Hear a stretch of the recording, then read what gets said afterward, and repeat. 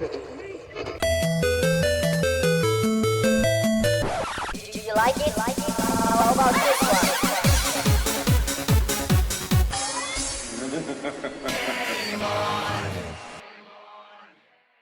Hey, it's Trueflight here. We're back. Thanks for tuning in to an all-new episode of Game On. It's been far too long since our last episode. I actually had a problem where my computer was down for a while because I had to replace the CPU. Then I had to move for a second time this year, so things got all behind schedule. But we're back. We're going to try to do things more on a regular basis again. Sorry for the long break, and I apologize to people out there who are fans of the show. Today is Friday, October 14th. 2016. I'm your host, Trueflight, if you didn't already know.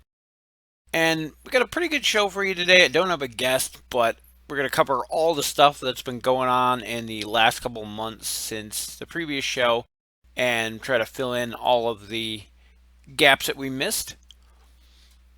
If you're interested in being on the show, have any games or topics you'd like to see me cover, or just want to get in touch with me, you can do so in a few ways.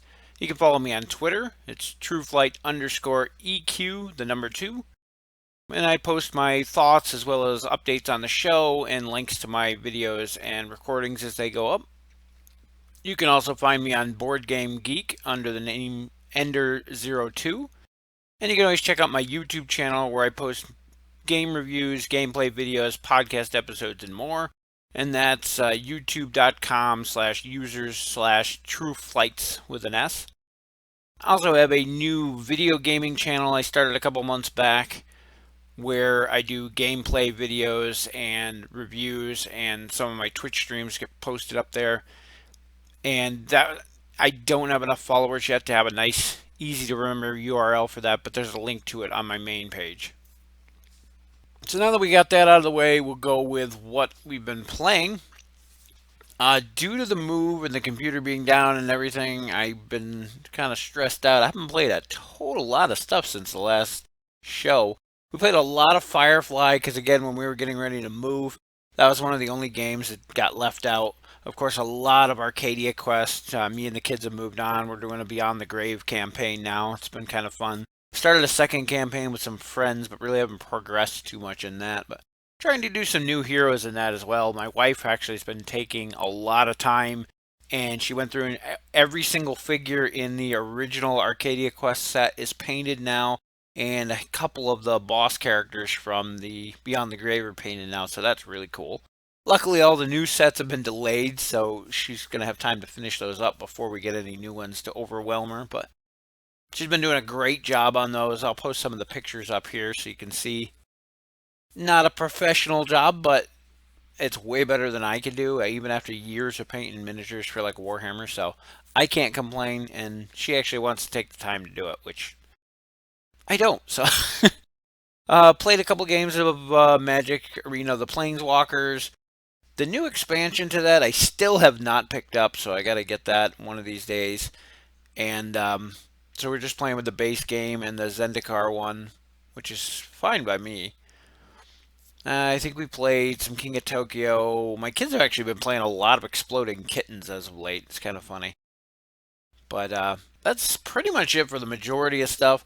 Just last week, I received a promo copy of TauCeti Planetary Crisis from Outer Limit Games. Did a review on that. It's actually the most recent video I have up on my channel. There's a big gap in videos on the channel too, so I apologize for that too. We're going to get in a lot of Kickstarters coming out here in the next few months, so we're going to have at least a new one every month, I think, till February. So I have a lot of stuff to cover there when they start coming out, but I got the prototype of that. It's not finalized components. I had to print a couple things out myself, but you can check out the video for that. I'm really excited about that game, and I can't wait to get the final copy on my shelf and on my table. So, as for Kickstarters, there's all sorts of stuff we can talk about in regards to those. Starting off with, of course, Cool Mini or Not delays. The Arcadia Quest Inferno, I believe, is delayed now until next year. Well, beginning of the year. They say it's going to ship in December, I believe, to the hubs and things, but with holidays and things like that, I don't see it coming until at least January, probably not until February. God forbid if we hit Chinese New Year in there too. Masmora, they haven't said a word on Masmora in 2 months, which is really starting to get annoying, and the people in the comments section of that one are going off. That's Masmora Dungeons of Arcadia. And I was really, really excited about this one. I still am, but the fact that they were selling it at the last major conventions, which Cool Mini or not always sell stuff before they're ready. They're still working on the exclusives, which is part of the reason I'm so against exclusives. But I mean, the game you can actually go out and buy it places, and us backers who were there since the beginning still don't have our copies, which is really annoying. But that one we're still hoping to get by Christmas. They haven't had any updates or anything on it to know if it's even on schedule. So no idea what's going on there. I find it very hard that a big company like Cool Mini or not can't have some person who's a community manager type position whose job is to go in and post updates in those. Even if it's only like one a month, it'll appease a lot of people. Right now, there's no updates. Like I said, there hasn't been an update on Masmora in almost 2 months. Just something to say, hey, stuff's going on schedule. Maybe post a couple pictures or two. When they do post an update, they have really nice ones with pictures and things. The last one I think they did was an update showing the process that goes into creating a new mold for a character, which is really cool, but then nothing, just silence. Even a comment in the comments section just saying, hey, things are going on schedule, or in the very least, tell people there's a delay. Cool Mini or Not's very bad about not mentioning delays like they did with Arcadia Quest Inferno. They didn't say anything until it was like 2 weeks before the game was supposed to be delivered, and they're like, oh yeah, by the way, we've been delayed for like 4 months. Good to know. I am really excited about those games, and hopefully they get here soon. I actually added some extra stuff to my Masmora pledge, and I already got, I think, everything with the Inferno one, so got a lot of money tied up into those. Other Kickstarters that we've been following for a while now, the Daedalus Sentence from Eagle Griffin Games did a episode of the show on that earlier this year. Finally got released. It's getting some scathing reviews from people. I actually backed out of my pledge at the last minute because I thought it was just a little too expensive for what it was. The game itself was $95, I think. It's supposed to be MSRP of $150, which is insane. And then it was shipping on top of that. It ended up being like 100 and some bucks anyway, 120 I think. Just a little crazy for a single game. After seeing Tom Vasel's review of it and hearing some of the comments, I'm kind of glad I skipped over it. The board is absolutely huge, which they've been saying all along, and I don't know. Check out their review of it. I'm probably not going to be doing one of it because I don't plan on picking it up unless I find it for clearance somewhere. The price versus what you get out of it just seemed way too unbalanced. The figures look like something out of an 80s kid's toy you'd get in like a cereal box instead of a what people consider game models today. Either go with the meeple style of player pawns, or you go with the full-fledged miniatures. I don't think there's a room in the market nowadays for the generic just plastic minis, and certainly not at a $150 price tag for a game. Maybe on a $20, $30 game, which a lot of people have been saying. I would probably go out and spend $30 on the game, despite the insanely huge box it comes in. And you really have to check it out for yourself, though, to see. The gameplay itself looks pretty cool, and I will try it if I ever come across anybody who has the game. So if anybody out there is local and actually has a copy, I'd love to play the game. But as it stands now, I'm not going to be picking that one up for myself. Next up on our list is TauCeti Planetary Crisis, which I kind of talked about already a little bit. That one's actually scheduled to come out here soon. Trying to find my list here. Their estimate was November of 2016. So far, I think everything's been going on track for that.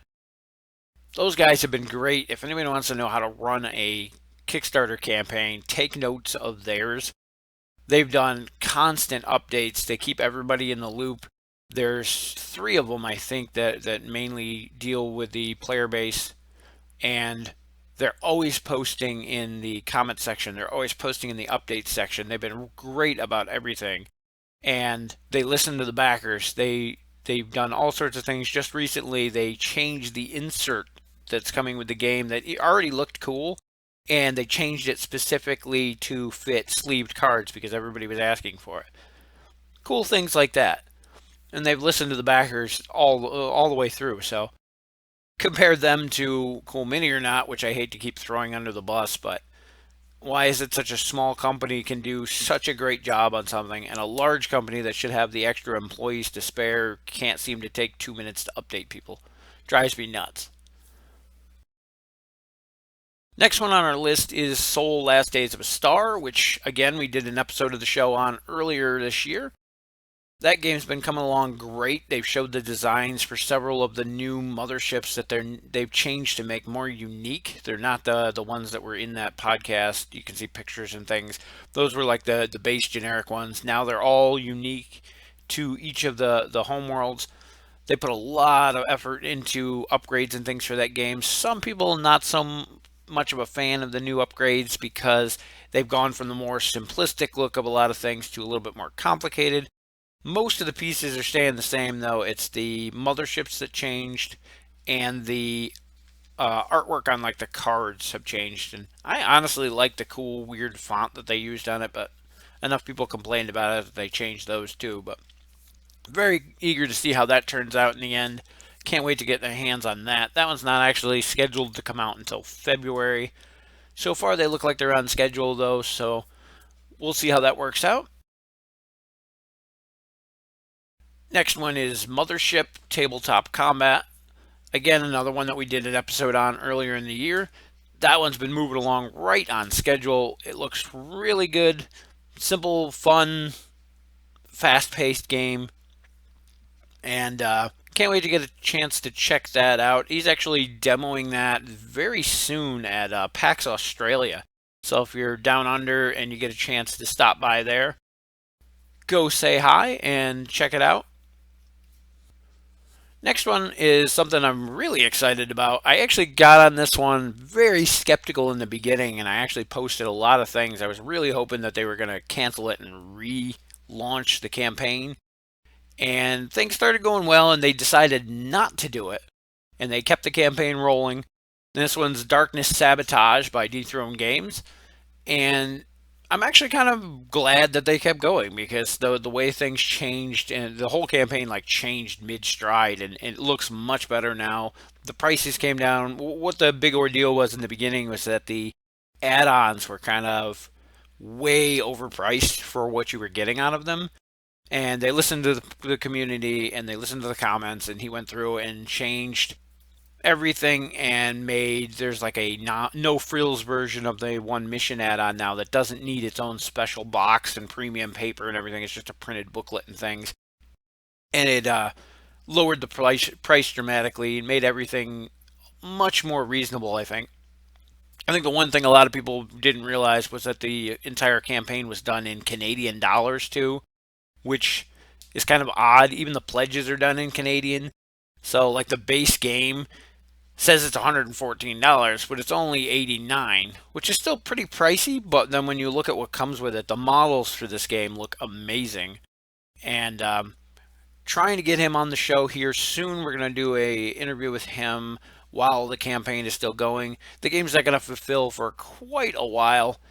It's got a lot of work to go, but hoping to get a early copy or demo or something of it here probably early next year to do a review of and a video and things. And then we're going to try to get him back on the show more towards launch if things go well. So we'll see how that works out. But definitely an interesting game. It's kind of a sci-fi. It reminds me of like a Space Hulk type theme. You're a bunch of pirates raiding a derelict Space Hulk that you found. And it turns out to be infested with demons. Interesting concept. The models, like I said, look amazing. Some of the boss models are absolutely huge. So really excited for that one. I went all in on that. I think I bought everything except the art book, which Hopefully they're going to put up for sale on their website after, because it's something that if I really like the game, I might get it, because I bet it's got like background fluff stories and things in it too, as well as the art. And be interesting to see where that one goes, but definitely going to keep an eye on that.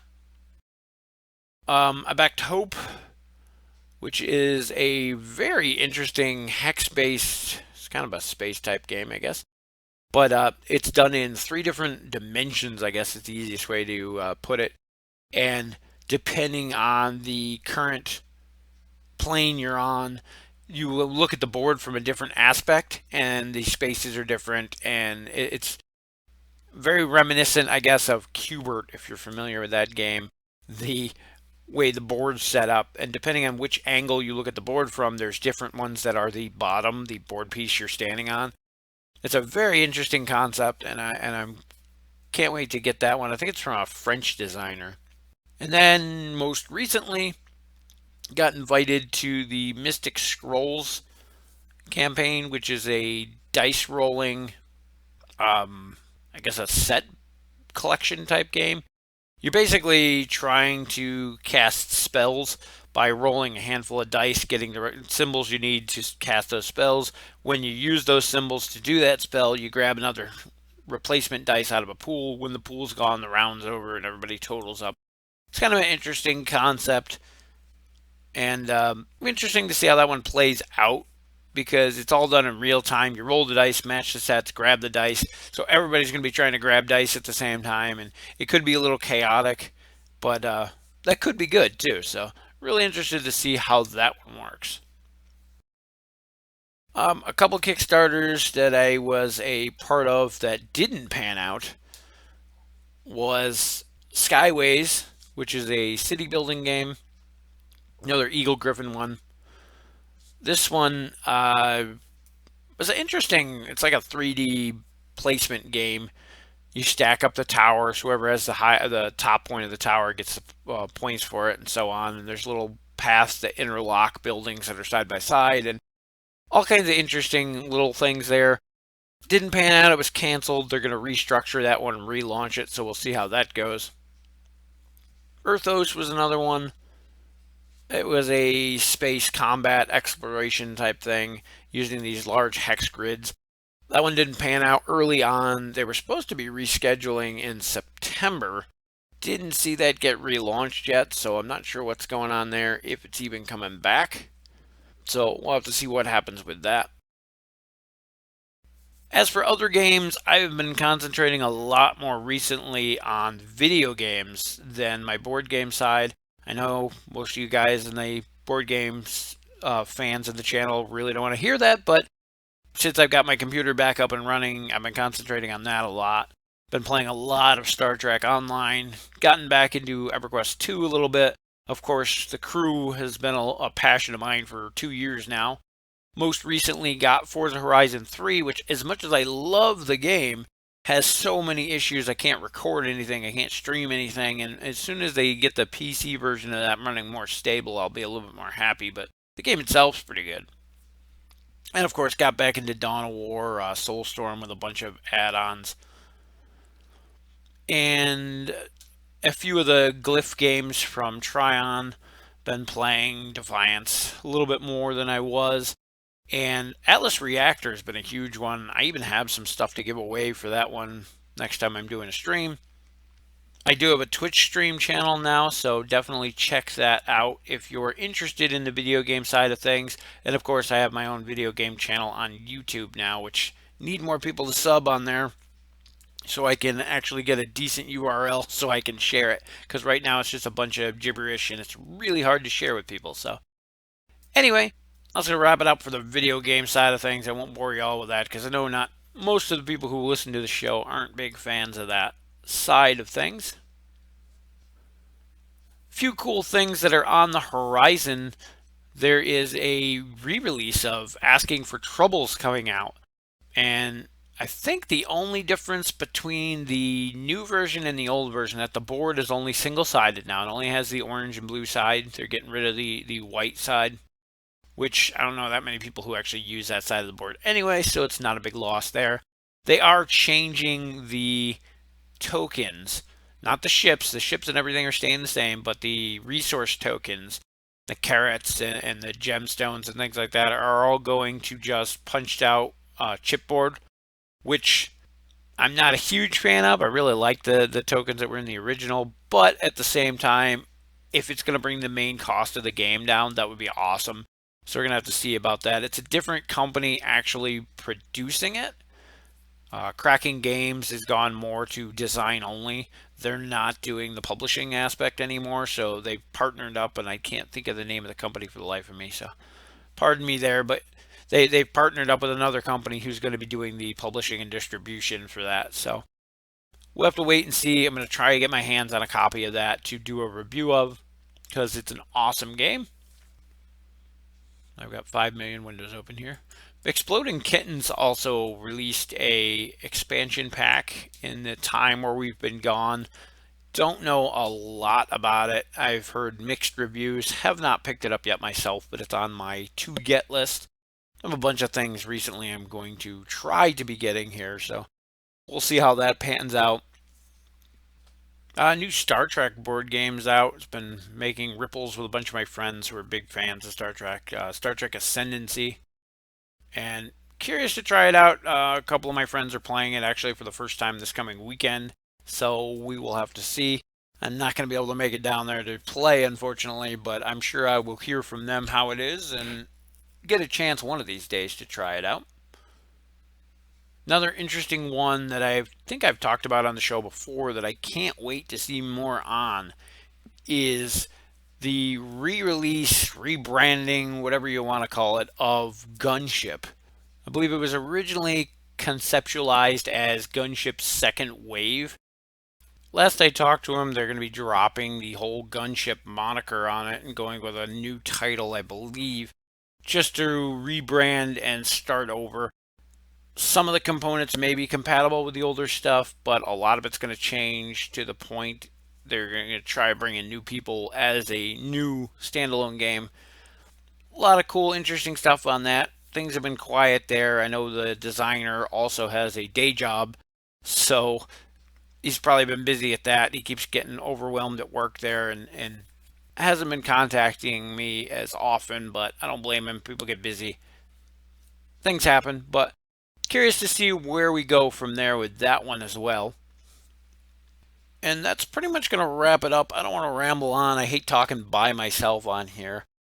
Do have some guests in the works to line up. Going to try to get the show back on more of a schedule so we can have set days that it's uploaded so you guys know when to expect a new episode. Things are much better when I have a guest. I know, I'm sorry. But until then, things are going back on track now, so I'm going to be keeping a lot more track of what I'm playing and what's going on, and we're going to have a lot more coverage of that sort of stuff. And yeah, definitely going to have some guests here soon and some cool interviews about upcoming games. I'm going to have Dez from Dethroned Games on about Darkness Sabotage here soon. Going to have a couple of the guys from Outer Limit Games to talk about TauCeti here soon, as well as some other stuff in the future. I still have a couple local game designers who I wanted to get on the show as well and talk about their games. So lots of cool stuff coming soon here now that things are settling down, and we'll get everything back on a roll like it used to be. Anyway, thanks for joining us for this episode of Game On. As always, feel free to contact me with any questions, comments, or suggestions. If you'd like to be a guest on the show or have something you'd like to show off, you can reach me by my email at trueflight_eq2@yahoo.com or any of the other contact info that I gave at the beginning of the show. Thanks for joining us, and we will see you in a few weeks for the next episode. Until then, have fun and game on.